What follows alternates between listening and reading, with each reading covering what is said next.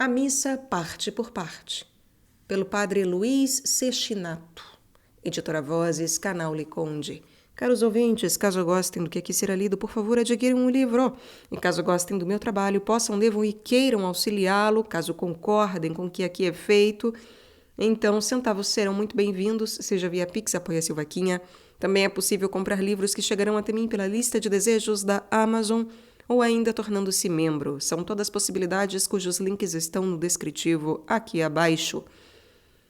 Eu agradeço em especial meu amigo David, que nos comprou este livro através da lista da Amazon.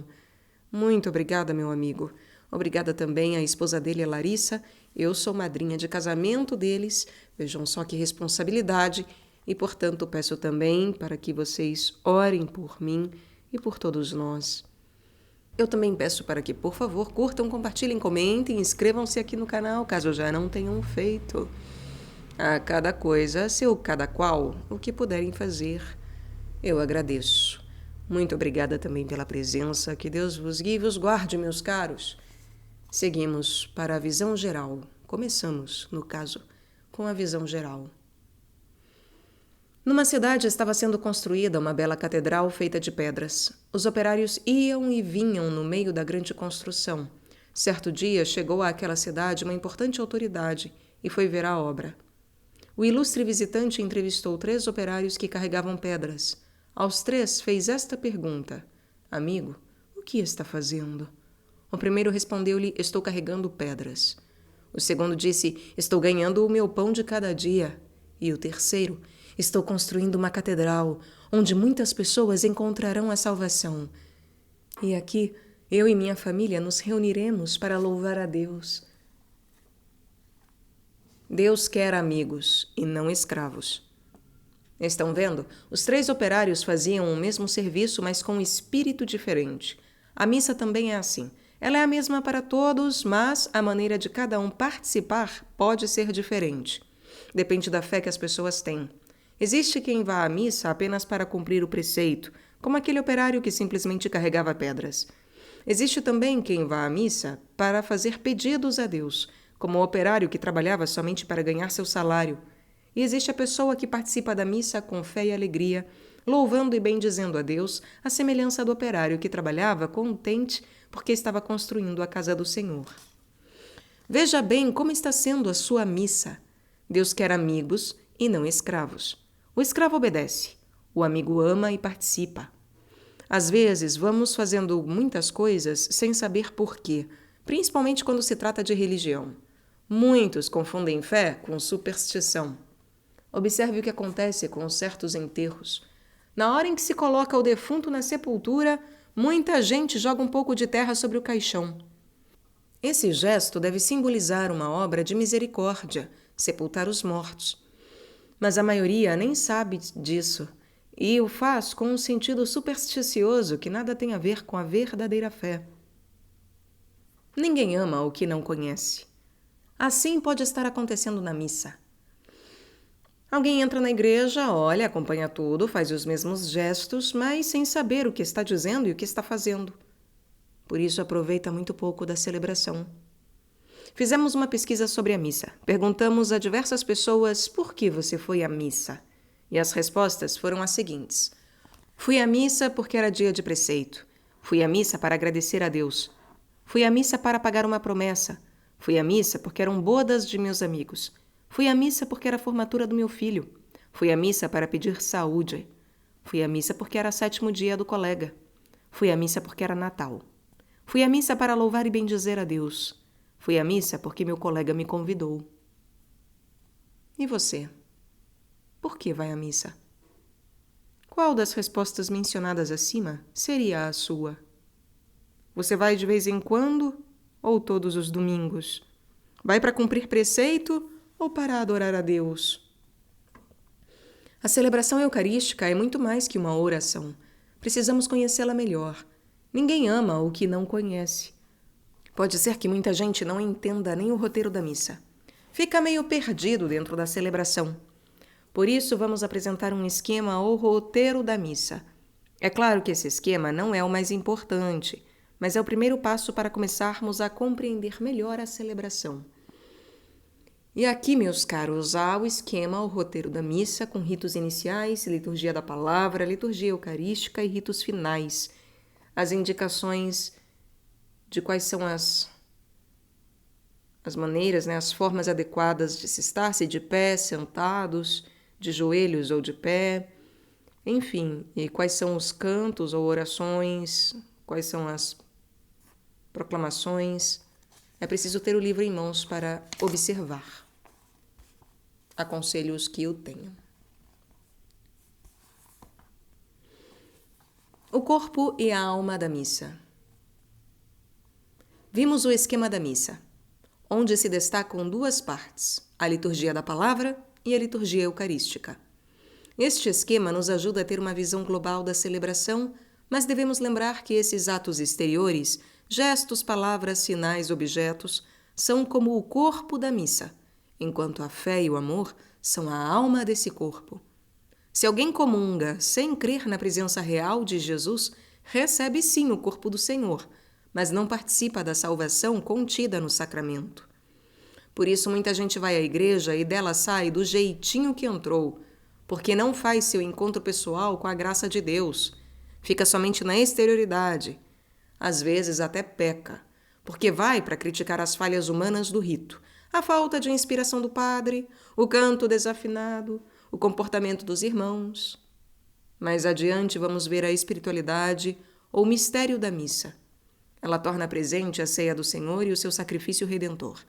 É o nosso encontro com Deus e com os irmãos, reunidos no amor de Jesus Cristo. São Paulo fala que na pregação do Evangelho não devemos buscar a sabedoria humana, mas acolher com fé a palavra de Deus. Ela tem o poder de transformar a nossa mente e o nosso coração. E aí vem um teste. Aliás, o livro sempre tem testes, pelo jeito, ao final dos capítulos, sim. E uma referência de leitura bíblica. Bom, o teste são perguntas, na verdade, que vocês podem responder caso queiram anotar para responder depois. Eis quais são as perguntas. O que é superstição? Dê um exemplo. O que é a missa? É algo mais que uma oração? Como se divide a missa? O que é corpo e alma da missa? O que acontece a quem comunga sem fé? Como você participa da missa?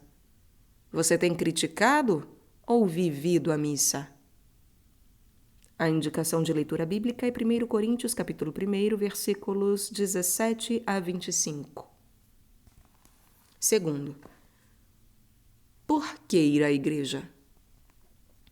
Certo dia, Jesus contou a seguinte parábola a alguns que se consideravam justos e desprezavam os outros. 2 homens foram ao templo para orar. Um era fariseu e o outro publicano. O fariseu, de pé, orava interiormente deste modo: Ó Deus, eu te dou graças, porque não sou como o resto dos homens, ladrões, injustos, adúlteros, e nem como este publicano. Jejuo 2 vezes por semana e pago o dízimo de todos os meus rendimentos. O publicano ficou um pouco para trás e não ousava sequer levantar os olhos para o céu, mas batia no peito dizendo: Meu Deus, tem piedade de mim, que sou pecador. Aí Jesus falou: Eu vos digo que este último foi para casa justificado e o outro não. Pois aquele que se exalta será humilhado, e quem se humilha será exaltado. Não basta rezar em casa? A igreja foi sempre a casa de Deus e o lugar de oração. Jesus frequentava o templo de Jerusalém com Maria, José e os apóstolos. Há gente que diz: eu rezo em casa, não gosto de aparecer. Deus está em todos os lugares. E ainda cita as palavras de Jesus que disse: quando orardes, não sejais como os hipócritas, que gostam de orar de pé nas sinagogas.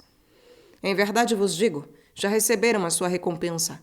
Tu, porém, quando orares, entra no teu quarto, fecha a porta e ora a teu pai que está presente em um lugar secreto. E teu pai, que vê o que é secreto, te recompensará. Como se vê, Jesus está falando aos fariseus, que eram fingidos. O que o Senhor condena não é a oração na igreja, mas a oração sem sinceridade. Cristo quer nos dizer que a oração não pode ser da boca para fora, mas deve sair de dentro do coração. Referindo-se às orações rotineiras e vazias dos fariseus, ele fez suas as palavras de Isaías, que disse: "Este povo me louva com a boca, mas o seu coração está longe de mim." Rezar com os outros.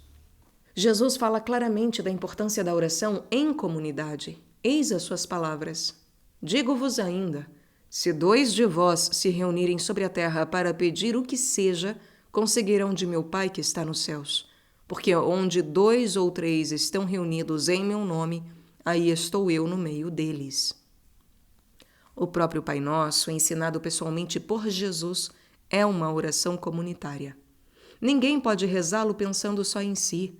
Ou reza com os outros, ou pelo menos pensando nos outros, pois Jesus mandou dizer Pai Nosso e não Pai Meu. Venha a nós o vosso reino, e não venha a mim o vosso reino.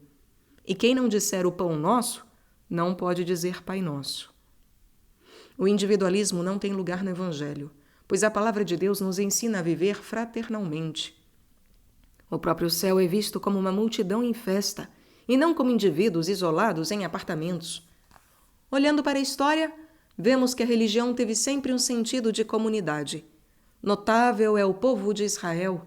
Deus constituiu um povo e caminhava com esse povo, que teve sua origem com Abraão. E o povo de Deus ia em caravanas para o templo de Jerusalém, cantando salmos de louvor, de súplicas e de ação de graças. A esse povo Deus prometeu o Salvador, e Jesus veio, e nele se cumpriram as promessas feitas a Israel. Somos uma igreja. A igreja é o novo povo de Deus. Com ela, Jesus fez a nova e eterna aliança no seu sangue. A palavra igreja significa assembleia. É um povo reunido na fé, no amor e na esperança pelo chamado de Jesus Cristo. Os apóstolos reuniam a comunidade cristã para ouvir a palavra de Deus, orar e celebrar a Eucaristia. A missa foi sempre o centro da comunidade e o sinal da unidade, pois é celebrada por aqueles que receberam o mesmo batismo, vivem a mesma fé e se alimentam do mesmo pão. Todos os fiéis formam um só corpo. São Paulo disse aos cristãos: "Agora não há mais judeu nem grego, nem escravo nem livre, nem homem nem mulher, pois todos vós sois um só em Cristo Jesus." Vivemos em sociedade. Deus nos fez para o convívio humano e não para o isolamento. Nossa natureza é social. Gostamos de ir ao estádio para torcermos juntos, gostamos de ir ao clube a fim de encontrar os amigos, trabalhamos em equipe porque rende mais, vamos à escola porque sozinho é difícil aprender, tomamos um aperitivo no bar porque com os amigos é mais gostoso, fugimos da solidão porque viver sozinho é triste. Ora, se em tudo eu gosto de estar com os outros, por que hei de sufocar minha fé fechando-me num quarto e orando sempre sozinho? Esse Deus em que eu creio não é aquele que fez todos os homens como irmãos, à imagem e semelhança? Entrar no quarto e fechar a porta pode significar que eu devo ter interioridade em minha oração, isto é, entrar dentro de mim mesmo para que a minha oração na comunidade não seja falsa, da boca para fora, como disse o próprio Cristo. Esse povo me louva com a boca, mas o seu coração está longe de mim. Devemos orar individualmente, mas só isso não basta. Teste. O que disse Jesus da oração comunitária? Como deve ser a nossa oração? O que significa a Eucaristia para a comunidade? O que disse São Paulo aos cristãos sobre a unidade? O que quer dizer entrar no quarto e fechar a porta? Como eram os fariseus e a sua oração? Você se sente membro da comunidade paroquial? Você gosta de rezar com os outros?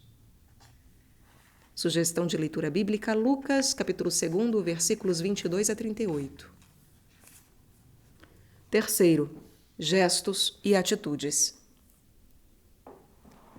Você sabe como é uma grande partida de futebol. Antes do jogo, há concentração para os atletas e um preparativo psicológico para os torcedores. A televisão dá notícias da situação histórica de duas equipes. Pontos ganhos e pontos perdidos, titulares que vão começar jogando e reservas que vão para o banco. De repente, as equipes entram em campo. Muitas palmas, rojões, bandeiras que se agitam e a emoção toma conta de todos. Começa a partida, bola na trave, a torcida vibra, grita, pula. Alguém aproveita o rebote e enche o pé e é gol! Um mar humano se levanta e delira, agitando as mãos e gritando em coro. O artilheiro dá cambalhotas, cai de joelhos. Jogadores se abraçam. É festa. Uma grande celebração. Um rito solene de alegria expressado por todos os gestos. Se é fim de campeonato, há sempre alguém atravessando o estádio de joelhos com as mãos erguidas para o céu, o povão invadindo o gramado e carregando os heróis. Orar com a alma e o corpo. O homem é corpo e alma. Há nele uma unidade vital. Por isso ele age com a alma e com o corpo ao mesmo tempo. O seu olhar, as suas mãos, a sua palavra, o seu silêncio, o seu gesto, tudo é expressão da sua vida. Quando o jogador consegue mandar a bola para o fundo da rede, ele vibra, pula, abraça, dá cambalhota, ajoelha-se, ergue as mãos, atira os braços para o alto, saudando a torcida. E por que isso? Não basta que tenha feito o gol? Não. Ele não está sozinho. O gol é uma vitória que precisa ser comemorada entusiasticamente como uma espécie de celebração coletiva. Por isso há toda aquela festa e confraternização. E tem uma coisa: o futebol é algo instável, sem lógica. Hoje ganha, amanhã perde. Ao passo que na missa torcemos para um herói que venceu e nunca será derrotado. É Jesus Cristo morto e ressuscitado, vencedor da morte e Senhor da vida. Ele nos disse: coragem, eu venci o mundo. Nas missas fazemos parte de uma grande torcida, a Assembleia dos Filhos de Deus, que tem como herança o reino dos céus. Por isso, na celebração eucarística, não devemos ficar isolados, mudos, cada um no seu cantinho. Ou será que há mais razões para comemorarmos a vitória de um gol do que a vitória do Cristo ressuscitado, presente no meio de nós? A nossa fé, o nosso amor e os nossos sentimentos são manifestados através dos gestos, das palavras, do canto, da posição do corpo e também do silêncio. Gesto, sinal de libertação interior. Tanto o canto como o gesto, ambos dão força à palavra. A oração não diz respeito apenas à alma do homem, mas ao homem todo, que é também corpo. O corpo é a expressão viva da alma. Uma alegria intensa nos faz cantarolar. É pelo nosso corpo que somos membros de uma comunidade. É pela nossa exteriorização que participamos de uma assembleia que louva a Deus, numa igreja. Uma espiritualidade que não dá testemunho é omissa, e uma manifestação exterior que não venha de dentro é falsa. Por isso a liturgia tem uma alma, a fé. Toda expressão do culto, sem a fé, é um corpo sem alma. Seria uma religiosidade fingida, que Deus não aceitaria. Com palavras severas, ele condenou essa falsa piedade dos fariseus. Esse povo me louva com os lábios, mas seu coração está longe de mim. Nós, porém, estamos falando dos gestos sinceros, que são a expressão dos nossos sentimentos. Esses gestos têm sentido. Eles exteriorizam o que está na nossa alma. Completam e reforçam a nossa oração. Tais gestos são mencionados na Bíblia Sagrada em momentos de oração. Os reis magos, ao verem o menino Jesus nos braços de Maria, ajoelharam-se e o adoraram. São Paulo recomendou a oração com mãos levantadas. Ele escreveu a Timóteo: quero que os homens orem em todo lugar, erguendo as mãos santas, sem ira e sem animosidade. O próprio Jesus, mergulhado em tristeza profunda no Horto das Oliveiras, prostrou-se com o rosto em terra e orou ao Pai. Deus é Senhor do homem todo. Então a expressão corporal é também colocada a serviço da glória de Deus. Mas a Igreja é moderada nessa questão de gestos, porque seria um desastre no culto divino a determinação de gestos que saíssem forçados. O gesto só tem sentido quando manifesta uma libertação interior. Por isso, entram como normas apenas alguns gestos, que são comuns e frequentes no comportamento humano: ficar de pé, sentar-se, ajoelhar-se, levantar as mãos e fazer a genuflexão. E numa celebração não pode cada um fazer o gesto que deseja, na hora que quiser. Não. Nesse caso, o gesto perderia o seu sentido de unidade eclesial. O missal romano diz o seguinte, abre aspas, a posição comum do corpo, que todos os participantes devem observar, é sinal da comunidade e da unidade da Assembleia, pois exprime e estimula os pensamentos e sentimentos dos participantes. Fecha aspas. E para que haja na missa essa uniformidade nos gestos e posições do corpo, existem algumas normas. Vejam o esquema ou roteiro da missa na página 11. Quanto ao significado dos gestos e posições do corpo, vamos ver isso no próximo encontro. Teste. Por que rezamos com a alma e o corpo? Por que devemos glorificar a Deus com o corpo? O que é farisaísmo? Quando o gesto tem sentido? Que disse Jesus aos fariseus? Você participa da missa com toda a assembleia ou fica isolado no seu cantinho? A missa tem para você sentido de alegria ou é apenas o cumprimento de um preceito? Leitura bíblica, Mateus capítulo 21, versículos 1 a 10. Quarto, posições do corpo. Certo dia um leproso, vendo Jesus, prostrou-se com a face em terra e dirigiu-lhe esta súplica: Senhor, se queres, tu podes curar-me. Então Jesus, estendendo-lhe a mão, tocou-o, dizendo: Eu quero, fica purificado. E imediatamente a lepra o deixou. O significado dos gestos. A religião assume o homem todo, como ele é, corpo e alma. A graça não destrói a natureza humana, mas a completa e aperfeiçoa. Por isso, rezamos com o corpo também, dizendo palavras e fazendo gestos. A missa é o louvor visível do povo de Deus. Vejamos o significado dos gestos. Sentado. É uma posição cômoda que favorece a catequese, boa para a gente ouvir as leituras, a homilia e meditar. É a atitude de quem fica à vontade e ouve com satisfação, sem pressa de sair. Em celebrações especiais, com pequena comunidade, o presidente às vezes faz a homilia sentado. De pé. É uma posição de quem ouve com atenção e respeito, tendo muita consideração pela pessoa que fala. Indica prontidão e disposição para obedecer. Foi, desde o início da Igreja, a posição do orante. A Bíblia diz: quando vos puserdes em pé para orar, se tendes alguma coisa contra alguém, perdoai-lhe, para que também vosso Pai, que está nos céus, vos perdoe as vossas ofensas. Falando dos bem-aventurados, João vê uma multidão de vestes brancas, de pé diante do Cordeiro, que é Jesus. De joelhos. De início, o cristão ajoelhava-se somente nas orações particulares. Depois, toda a comunidade passou a ajoelhar-se em tempo de penitência. Agora, essa posição é comum diante do Santíssimo Sacramento e durante a consagração do pão e do vinho. Ajoelhar-se perante alguém era sinal de homenagem a um soberano. Hoje significa adoração a Deus. São Paulo diz: ao nome de Jesus se dobre todo o joelho, no céu, na terra e debaixo da terra. Rezar de joelhos é mais comum nas orações individuais. Pedro, tendo mandado sair todos, pôs-se de joelhos para orar. Genuflexão. É um gesto de adoração a Jesus na Eucaristia. Fazemos quando entramos na igreja e dela saímos, se ali existe o sacrário.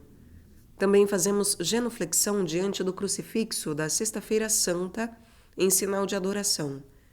Não é adoração à cruz, mas a Jesus que nela foi pregado. Inclinação.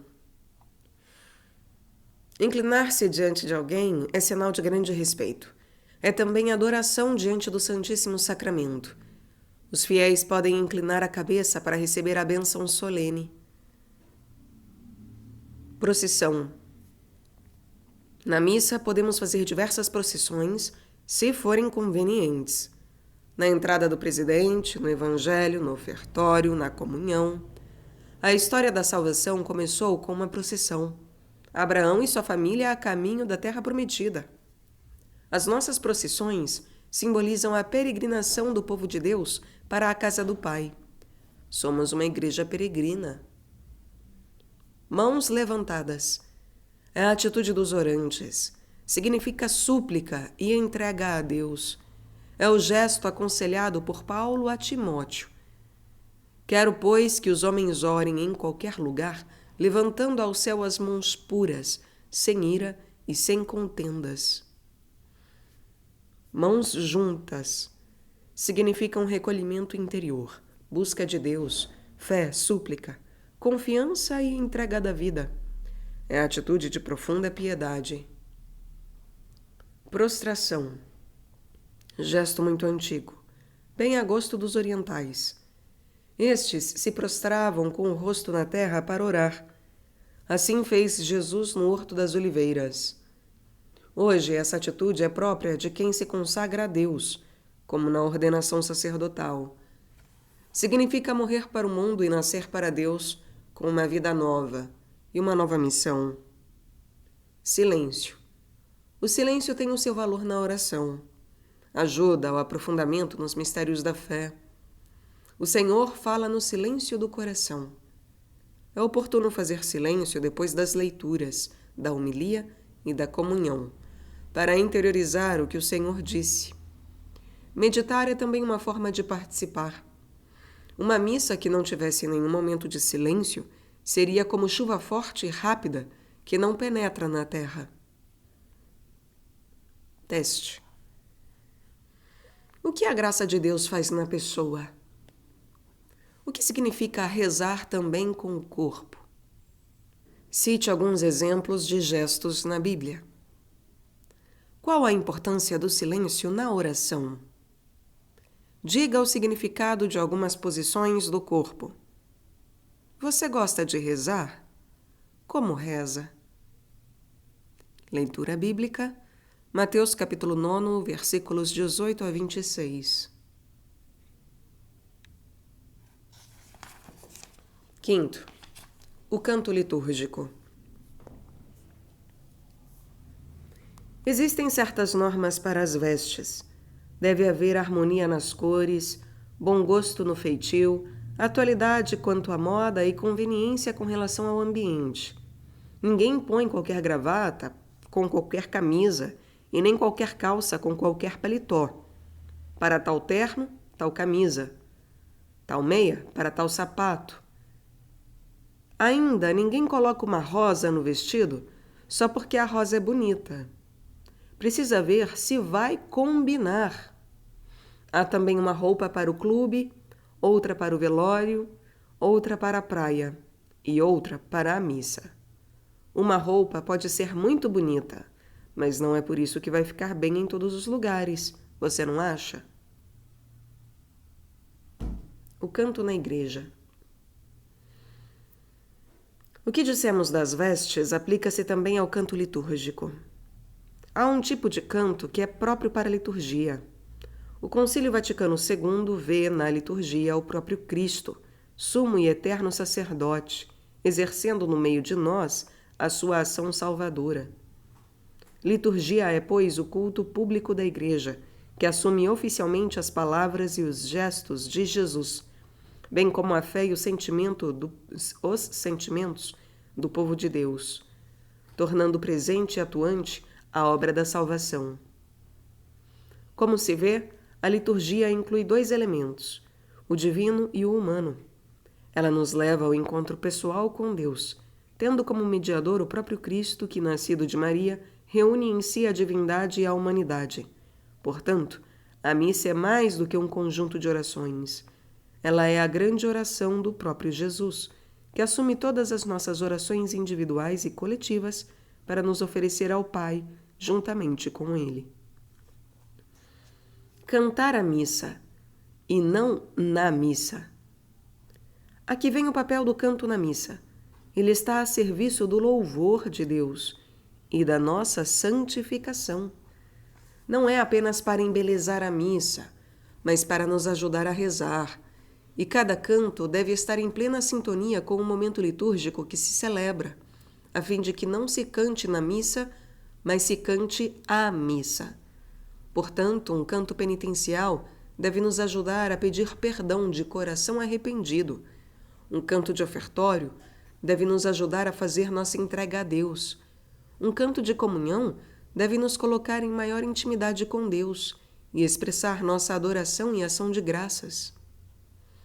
O Concílio Vaticano II diz que a música sacra será tanto mais santa quanto mais intimamente estiver ligada à ação litúrgica.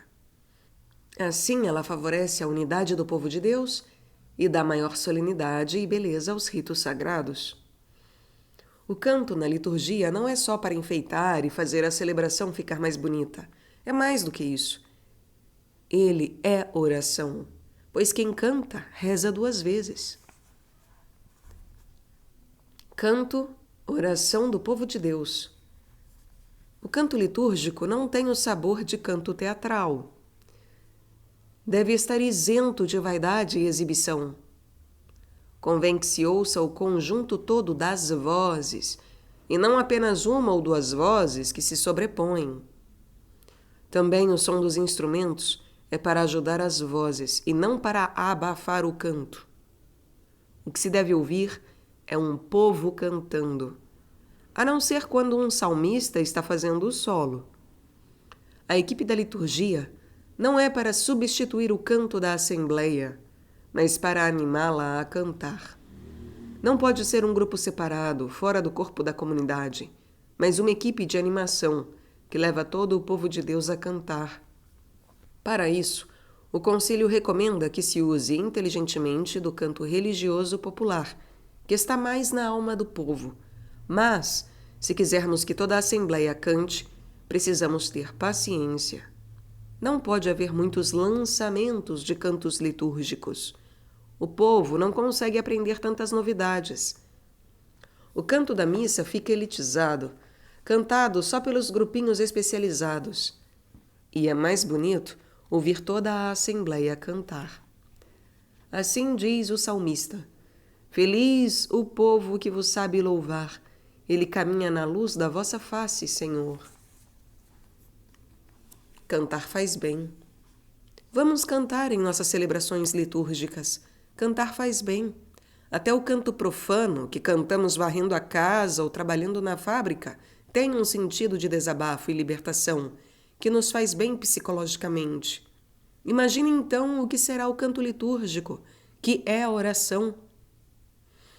Um santo disse: quem canta reza 2 vezes. O canto religioso é o termômetro da piedade de um povo. Santo Agostinho disse que cantar é próprio de quem ama. Cantemos nas celebrações litúrgicas, não porque Deus necessite de nosso louvor, mas porque nós nos sentimos felizes louvando a Deus. Para cantar na igreja não é preciso ter uma bela voz, basta ter fé. Louvar a Deus cantando é a coisa que nos faz mais felizes. Por isso o salmista recomenda: louvai a Deus, pois é bom cantar ao Senhor, doce é seu louvor. Entoai ao Senhor o louvor, cantai ao nosso Deus com a harpa.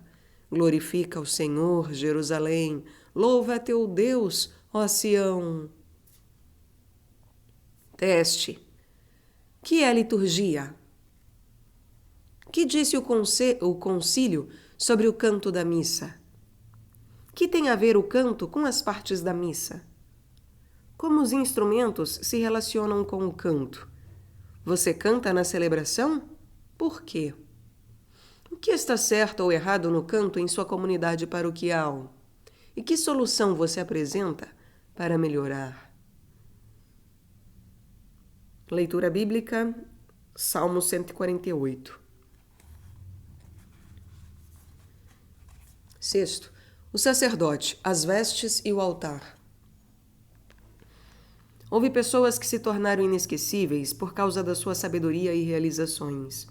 Santa Catarina de Sena é uma delas. Ficou famosa pela sua intervenção na história da Igreja, pedindo ao Papa para que saísse do cativeiro de Avignon e voltasse para o seu lugar em Roma.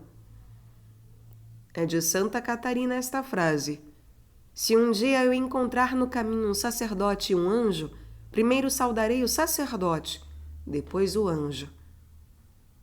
Porque o sacerdote representa Jesus Cristo. O padre. Sua história. Desde os primeiros tempos da humanidade existiram sacerdotes, tanto entre os judeus como entre os pagãos. Sua função principal era oferecer sacrifícios à divindade. Por isso, eles se revestiam de um sentido sagrado. Com o passar dos tempos, o sacerdócio tornou-se uma consagração de vida. A grandeza do sacerdócio atingiu seu ponto máximo em Jesus Cristo, o sacerdote por excelência. Os demais sacerdotes do Novo Testamento são apenas participantes desse único eterno sacerdócio de Jesus, pois foi de Cristo que receberam tal poder, através dos apóstolos, que têm nos bispos os seus legítimos sucessores. O Concílio Vaticano II diz que o padre age in persona Christi, isto é, em lugar da pessoa de Jesus, o qual disse aos apóstolos: quem vos ouve, a mim ouve, e quem vos rejeita, a mim rejeita, e quem me rejeita, rejeita o Pai que me enviou. O padre é constituído tal por meio da imposição das mãos do bispo sobre a cabeça, proferindo a oração consagradora. Além de sacerdote, o padre é presbítero e profeta. Como sacerdote, administra os sacramentos, preside o culto divino e cuida da santificação da comunidade. Como profeta, anuncia o reino de Deus e denuncia as injustiças e tudo o que é contra o reino. Como presbítero, o padre administra e governa a Igreja. As vestes litúrgicas. Túnica. Para lidar com as coisas santas, o padre usa de sinais sagrados, pondo vestes que o distinguem das outras pessoas. A túnica é uma dessas vestes. É um manto geralmente branco, longo, que cobre todo o corpo. Lembra a túnica de Jesus, sem costura de alto a baixo, sobre a qual os soldados tiraram a sorte para ver a quem caberia. Estola. É uma faixa vertical separada da túnica, a qual desce do pescoço do padre, com duas pontas na frente. Sua cor varia de acordo com a liturgia do dia. Existem 4 cores na liturgia: verde, branco, roxo e vermelho. A estola simboliza o poder sacerdotal. Casula. Vai sobre todas as vestes, cobre todo o corpo. A cor varia conforme a liturgia, como a estola. É uma veste solene, ampla, que deve ser usada nas missas dominicais e dias festivos. Amito. Há padres que usam também o amito. É um pano branco que envolve o pescoço do celebrante. Veste-se antes da túnica ou da alva. E símbolo. É um cordão que prende a alva ou a túnica à altura da cintura. A alva é uma veste semelhante à túnica. Usa-se uma ou outra. O altar. O altar representa a mesa da ceia do Senhor. Lembra também a cruz de Jesus, que foi como um altar onde o Senhor ofereceu o sacrifício da sua própria vida. Em geral, o altar fica num plano mais elevado para ser visto por toda a Assembleia.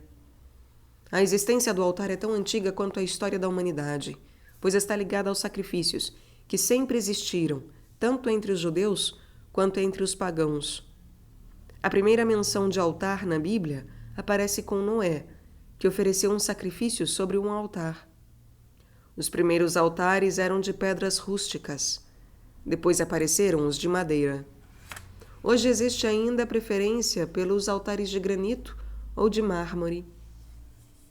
O altar deve ter o sentido de uma mesa de refeição para celebrar a ceia do Senhor. Com a formação das comunidades eclesiais de base, a missa passou a ser celebrada também em pequenas comunidades, em escolas, centros comunitários ou casas de família. Com isso, são improvisados muitos altares. É bom lembrar que se deve ter o máximo de consideração com a Eucaristia. Não se pode celebrar a missa sobre uma mesa velha ou suja, que a família não usa mais. A Deus se dá o que há de mais digno. Sobre o altar vai a toalha, geralmente branca, comprida, com as pontas quase tocando o chão. Deve ser limpa, condizente com a grandeza da ceia do Senhor. Imagine como você prepararia a mesa se fosse servir um banquete para ilustres convidados. Pois bem, a missa é muito mais que isso. Teste. O que disse Santa Catarina? E por quê? Que faziam os sacerdotes antigos? Quem elevou a dignidade sacerdotal? E por quê? O que constitui a ordenação sacerdotal? Além do sacerdote, o padre é o que mais? Explique. Conte alguma coisa das vestes sacerdotais. Como deve ser o altar? Hein?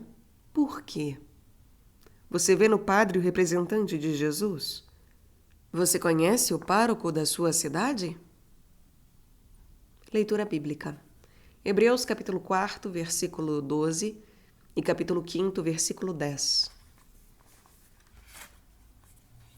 Sétimo, os objetos usados na missa. Deus fez o mundo com muito amor. Ele viu que todas as coisas criadas eram boas. Mas o pecado original trouxe a morte para a humanidade, além de causar uma ruptura com Deus e uma desarmonia entre as criaturas. Jesus, porém, veio recriar o mundo, restituindo a vida aos homens e reconciliando toda a obra da criação. As pessoas que mais se aproximam do amor de Deus sabem amar todas as criaturas, ao passo que as mais egoístas continuam depredando tudo. São Francisco de Assis, que pode ser ouvido aqui no canal, conseguiu viver a fraternidade até com os animais e a natureza. Ele dizia: Mãe Terra, Irmão Sol. Objetos litúrgicos e seu uso. Neste encontro vamos ver os objetos usados na missa e para que serve cada um deles. Na celebração eucarística, Jesus se oferece ao Pai por nós e reúne nesse grande oferecimento a humanidade e toda a criação, os reinos mineral, vegetal e animal, pois do Senhor é a terra e tudo o que nela contém, o universo e seus habitantes. Eis os objetos usados na missa. Hóstia. É pão de trigo puro. Há uma hóstia grande para o presidente da celebração e as pequenas para o povo. A do padre é grande para ser vista de longe na elevação e ser repartida entre alguns participantes da celebração. Vinho. É vinho puro, de uva. Na consagração, o pão e o vinho se mudam no corpo e no sangue de nosso Senhor Jesus Cristo, vivo e ressuscitado. Cálice. É uma taça revestida de ouro ou prateada. Nele se deposita o vinho a ser consagrado. Âmbula. A âmbula ou cibório é semelhante ao cálice, mas tem uma tampa. Nela se colocam as hóstias. Após a missa é guardada no sacrário. Patena. É um pratinho de metal. Sobre ele se coloca a hóstia grande. Água. É água natural. Serve para purificar as mãos do sacerdote e ser colocada no vinho, umas gotas só, para simbolizar a união da humanidade com a divindade em Jesus. Também é usada para purificar o cálice e a âmbula. Pala. É uma peça quadrada, dura, um cartão revestido de linho. Cobre o cálice. Sanguinho. É uma toalha comprida, branca. Serve para enxugar o cálice e a âmbula. Corporal. É uma toalhinha quadrada. Chama-se corporal porque sobre ela coloca-se o corpo do Senhor, âmbula e cálice, no centro do altar. Galhetas. São como duas jarrinhas de vidro. Numa vai a água, noutra o vinho. Elas estão sempre juntas num pratinho, ao lado do altar. Manustérgio. Vem da palavra latina manus, que quer dizer mão. É para enxugar as mãos do presidente no ofertório. Acompanha as galhetas. Missal é um livro grosso que tem o rito da missa, menos as leituras, que estão no livro chamado Lecionário. Diz-se missal romano porque é aprovado pelo chefe da Igreja Católica, que tem sua sede em Roma. Crucifixo. Sobre o altar ou acima dele deve haver um crucifixo para lembrar que a ceia do Senhor é inseparável do seu sacrifício redentor. Na ceia, Jesus deu aos discípulos o sangue da aliança, que ia ser derramado por muitos para o perdão dos pecados. Velas. Sobre o altar vão 2 velas. A chama da vela é o símbolo da fé que recebemos de Jesus, luz do mundo, no batismo e na crisma. É um sinal de que a missa só tem sentido para quem vive a fé. Flores. Em dias festivos, podem-se colocar flores. O certo não é sobre o altar, mas ao lado dele, pois o altar não é para pôr essas coisas.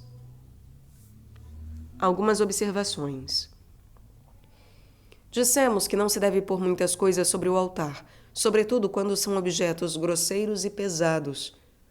O que fica bem é a decoração com motivos litúrgicos, como o trigo e a uva, ou o pão e o vinho, além das velas e o crucifixo. Lembramos também que as flores são permitidas somente nos dias festivos. Na Quaresma não se pode colocar flores. No Advento podem-se colocar, mas com moderação, para não se antecipar à alegria do Natal. Dos objetos mencionados para a celebração eucarística, nem todos são necessários. É claro que não pode haver missa sem pão e sem vinho. Também o missal é necessário, a não ser que o padre saiba tudo de cor. Teste. Por que a hóstia do presidente é maior? Como se chama o livro que contém o rito da missa? O livro que tem as leituras bíblicas, como é que se chama? Que simboliza a chama da vela? Qual santo chamava os animais de irmãos? Quando não se pode pôr flores no altar? Diga 2 coisas sem as quais não há missa. Para você, a missa é realmente a ceia do Senhor? Leitura bíblica, Hebreus, capítulo 3, versículos 1 a 14. O livro contém ilustrações para que se saiba exatamente de quais objetos o autor aqui fala e se refere a, meus caros. 8º, o sinal da cruz. Muitas pessoas de fé livraram-se do demônio fazendo o sinal da cruz na hora da tentação. São Geraldo Magela é um deles. Certa vez alguém o cercou junto a uma floresta. O santo fez o sinal da cruz e apresentou o crucifixo, invocando o poder de Deus. Imediatamente aquele bandido o deixou. Conta-se também que o famoso Constantino, imperador de Roma, teve um dia esta visão. Viu no céu uma cruz com a inscrição: "Com este sinal vencerás". Aí o imperador se converteu ao cristianismo. É bom lembrar que a cruz, para nós cristãos, não é mais aquele instrumento de morte e humilhação. É a cruz gloriosa do Cristo ressuscitado, que venceu a morte. Igreja, casa de oração. É domingo, dia do Senhor, que alegria! Vamos à missa! Entremos com respeito. Junto à porta há um capacho para limpar os pés. Não podemos levar sujeira para a casa de Deus. O Senhor disse: Moisés, tira as sandálias, porque o lugar onde pisas é santo. Nada de toco de cigarro, nem balas, nem chiclete, nem pipoca, nem sorvete. Hein? Lá no altar está o sacrário. Aí mora o dono da casa. A luzinha é o sinal da presença de Jesus, o Deus vivo no pão consagrado. Por isso fazemos uma genuflexão, isto é, dobramos o joelho direto até tocar o chão. É um gesto de adoração ao Senhor. Caros ouvintes, eu faço aqui apenas um pequeno adendo, né? Que também há, muitas vezes, a capela do Santíssimo. E aí a genuflexão Ela é feita na entrada da capela do Santíssimo. As pessoas muitas vezes mantêm ainda a genuflexão ao entrar e sair da igreja, mesmo já o sacrário não estando junto do altar, mas na capela do Santíssimo. Ainda assim é bom que lembremos, né? É para o Senhor que fazemos esse gesto, e não algo aleatório ou simplesmente destituído de sentido, fazer por fazer, justamente. Então, que saibamos o porquê fazemos e a quem estamos de fato nos referindo.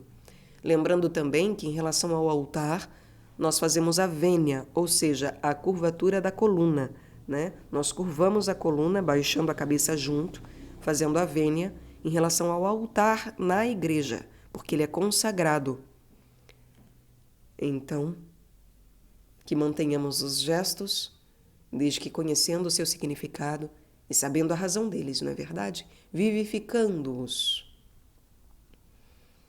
Então pergunte na sua paróquia, busque saber onde está o sacrário, para que você saiba onde está o Senhor e faça a genuflexão tendo em vista o nosso Senhor e nada mais.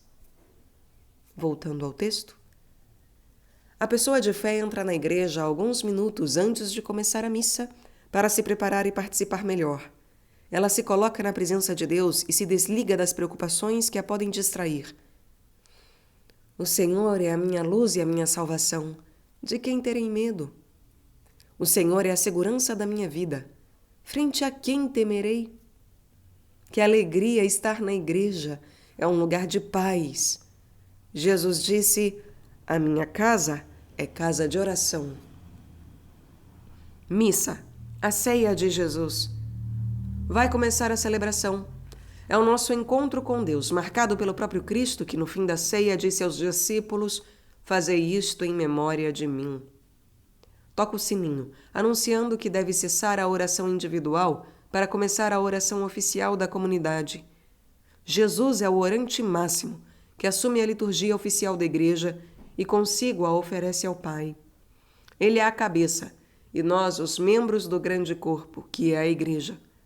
Por isso, nos incorporamos a Ele para que nossa vida tenha sentido e nossa oração seja eficaz. Ao lado do presbitério surge o comentarista. Presbitério é aquele espaço mais elevado onde fica o presbítero. O comentarista não deve chamar a atenção dos presentes sobre si, mas ser discreto, pois sua função é ajudar a comunidade a celebrar o mistério de Deus. Ele inicia com a munição ambiental, convidando a Assembleia a participar da celebração e procurando criar um clima de oração e de fé. Pede a todos que, de pé, recebam o presidente da celebração com os ministros, mencionando o nome do presidente. Canto de entrada e sinal da cruz. Durante o canto de entrada, o padre que preside a missa, acompanhado dos ministros ou acólitos, dirige-se para o altar, faz uma inclinação profunda e depois beija o altar. O beijo tem um endereço. Não é propriamente para o mármore ou a madeira do altar, mas para o Cristo, que é o centro de nossa piedade. Essa procissão de entrada convém que seja solene, passando pelo meio do povo, especialmente nos dias festivos. Em seguida, o padre dirige-se para as cadeiras, que ficam diante do altar ou junto à estante ao lado. Aí o presidente faz o sinal da cruz, e todo o povo faz com ele, mas sem dizer palavras. Responde isto sim, o Amém. Essa expressão, em nome do Pai, do Filho e do Espírito Santo, tem um sentido bíblico. Não quer dizer apenas o nome, como para nós ocidentais. Nome, em sentido bíblico, quer dizer a própria pessoa. Isso significa que nós iniciamos a missa colocando a nossa vida e toda a nossa ação nas mãos da Santíssima Trindade. Esse sinal lembra o nosso batismo. Quando o Padre nos chamou, cada um pelo nome, e nos disse: nós te recebemos com grande alegria na comunidade cristã. Nosso sinal é a cruz de Cristo. Por isso eu, teus pais e padrinhos, te marcamos agora com o sinal do Cristo Salvador. Em seguida faz o sinal da cruz na fronte do batizando. Precisamos fazer corretamente o sinal da cruz. é uma coisa muito significativa. Quer dizer que nós colocamos a nossa vida debaixo da proteção de Deus e passamos a agir com o poder do Pai, do Filho e do Espírito Santo. Há gente que faz o sinal da cruz com um sentido de magia e superstição.